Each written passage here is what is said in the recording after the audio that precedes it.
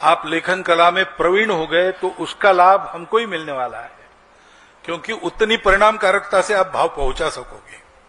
लेकिन जो पहुंचाने वाले हैं वो मनुष्यता की दृष्टि से ठीक है कि नहीं, जिन शब्दों का प्रयोग करते हैं वो शब्द ठीक प्रयोग, क्योंकि अभी जैसे आप कुछ बात अंग्रेजी में भी, अंग्रेजी पुस्तकें भी होंगी। अब भारत की बातों का भाव ठीक से पहुंचाने वाले कई शब्द अंग्रेजी में है नहीं, किसी अभारतीय भाषा में नहीं है। भारत की सब भाषाओं में उसके लिए शब्द है जो अचूक उस वर्णन जिसका करना है, उस बात का या उस वस्तु का पूरा भाव अचूक पहुंचाता है।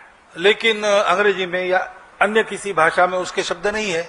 ऐसा वहां का भी होगा, उनके भी जीवन में जो भाव है उसको व्यक्त करने वाला उनकी भाषा में शब्द है, शायद वैसा शब्द हमको नहीं मिलेगा। और इसलिए जब लिखते हैं, जिस भाषा में लिखते हैं उस भाषा में भाव पहुंचाने वाला शब्द, ये बड़ी महत्व की बात है। इसलिए बोल रहा हूं कि अब दुनिया पास में आ गई है, तो जब तक हम भारतीय भाषा में ही आप अपना भाषांतर करते हैं, भावांतर, उसमें भावांतर नहीं होता, भाव वही पहुंचता है, भाषा बदल जाती है। लेकिन उसी बात को, यानी उसी पुस्तक को हम किसी विदेशी भाषा में भाषांतरित कर रहे हैं या विदेशी भाषा का कोई पुस्तक भाषांतरित कर रहे हैं,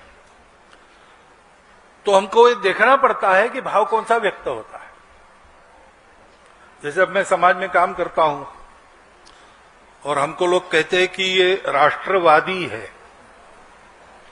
हम तो वाद करते नहीं किसी से, किसी बात पर वाद नहीं करते कभी भी, विवाद से दूर ही हम रहते हैं। विवाद करना ये अपने प्रकृति में, अपने देश के प्रकृति में नहीं है। मिलकर चलना, आपस में मित्रता करना, यही अपने देश में प्रकृति में है, परंपरा से।